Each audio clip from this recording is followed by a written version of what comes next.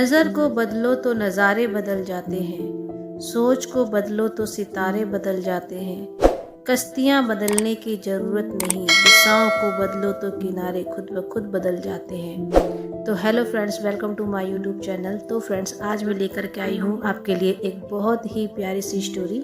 क्या आप भी घर की जिम्मेदारियों से परेशान हैं? यह कहानी है एक आदमी की जो काफ़ी दिनों से परेशान रहने लगा था, बिल्कुल आप ही की तरह।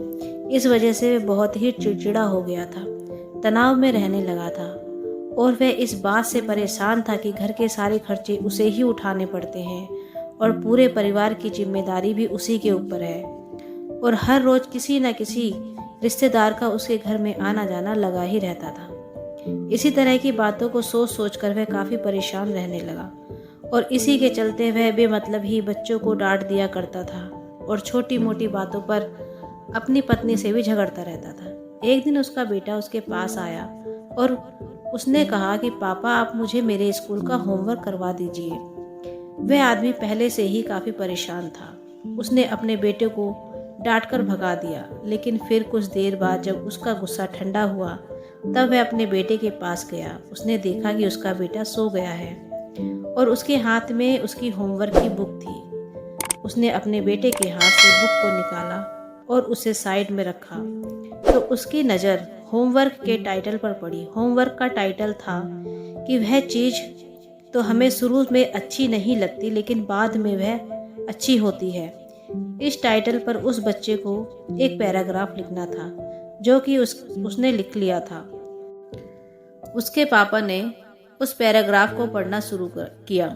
बच्चे ने लिखा था कि मैं अपने फाइनल एग्ज़ाम को बहुत धन्यवाद देता हूँ, जो कि शुरू में मुझे बिल्कुल अच्छे नहीं लगते, लेकिन इसके बाद स्कूल की छुट्टियाँ पड़ जाती हैं। मैं उन खराब स्वाद वाली कड़वी दवाइयों को धन्यवाद देता हूँ, जो कि शुरू में मुझे बहुत कड़वी लगती हैं, लेकिन इसके बाद मैं इन्हीं दवाइयों की वजह से ठीक हो जाता हूँ।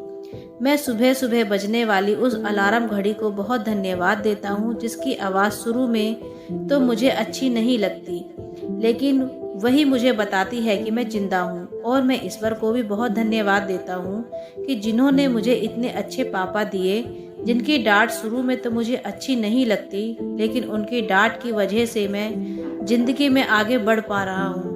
मेरे पापा ही मेरे लिए खिलौने लाते हैं और मुझे घुमाने के लिए ले जाते हैं और मुझे इस बात की खुशी है कि मेरे पापा हैं, क्योंकि मेरे दोस्त अमित के पापा तो हैं ही नहीं।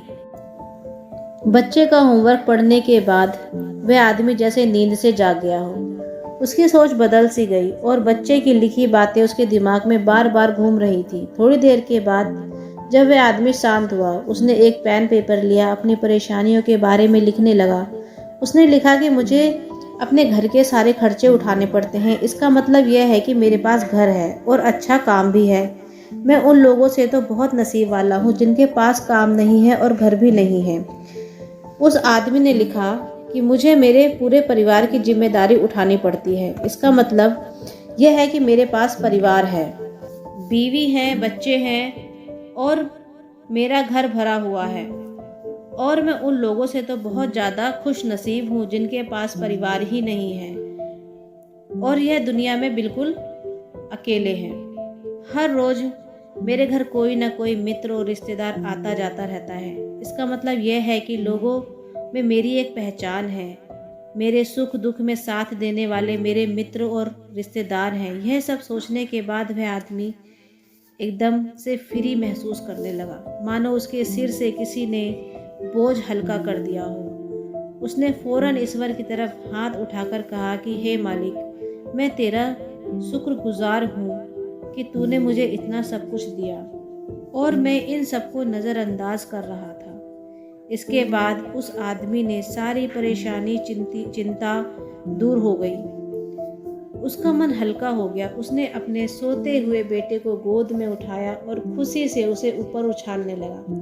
दोस्तों, इस कहानी से यह सीख मिलती है कि हमारी ज़िंदगी में जितनी भी परेशानियां हैं, सब जब तक हम उन्हें नेगेटिव नज़रिए से देखेंगे तब तक हम परेशानियों से घिरे ही रहेंगे, और जब आप अपनी परेशानियों को पॉजिटिव नज़रिए से देखेंगे तो हमारी सारी परेशानियां, सारी चिंताएं, सारे दुख एकदम से ख़त्म हो जाएंगे और आपकी सोच एकदम से बदल जाएगी।